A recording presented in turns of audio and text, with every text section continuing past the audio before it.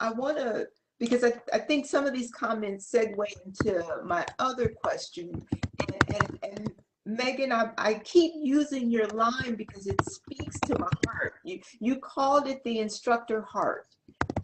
And so I want to talk a little bit about something we've all mentioned, I think, in these few minutes, about the fact that we got into this business because we love teaching.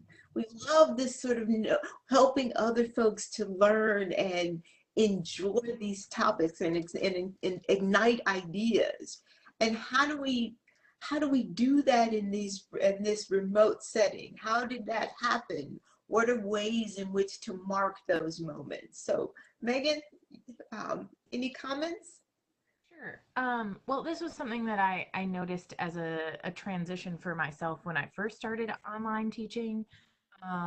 But I think it's something that now everyone is thrown into and is experiencing. And so we're missing some of what we've kind of gotten accustomed to in the face environment of, being there for those light bulb moments and that kind of fueling us like, yes, I'm getting to them.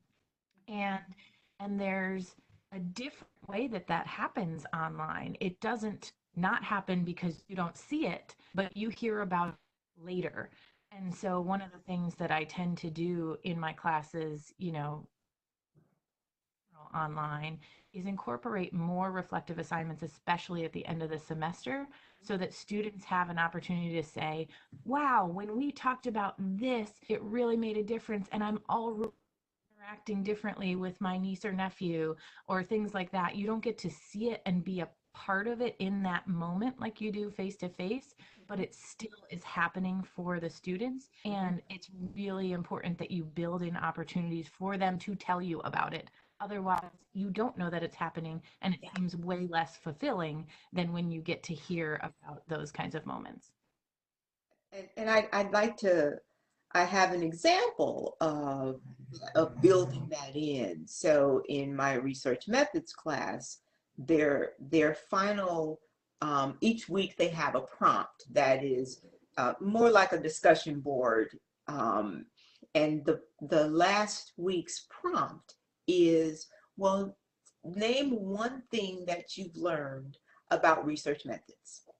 And you would think someone would be like, I learned something about sampling. No, I get pages where students are, one student is stuck with me. She said, I should say what I didn't learn because I learned so much. And then she literally did a march through the entire semester of stuff that she thought she knew and then realized she didn't know. Stuff that it was such a joyous moment. And I'm probably smiling now, even though this was years ago. But it stuck with me because I was like, okay, she got it. That's it. And that love of sort of asking a good question and researching it, that's not going away. She'll have that for the rest of her life. And that's the kind of thing that I guess I would have missed had I not asked that question. So finding those ways to help students reflect will also, I think, speak to our hearts as well.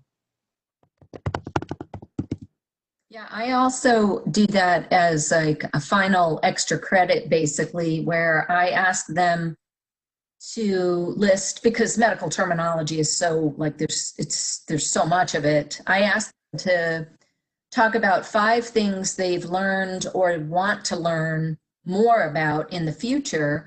But I also ask them to list 5 things that if they were teaching a class like this in the future, what might they do the same or different? Oh, that's good.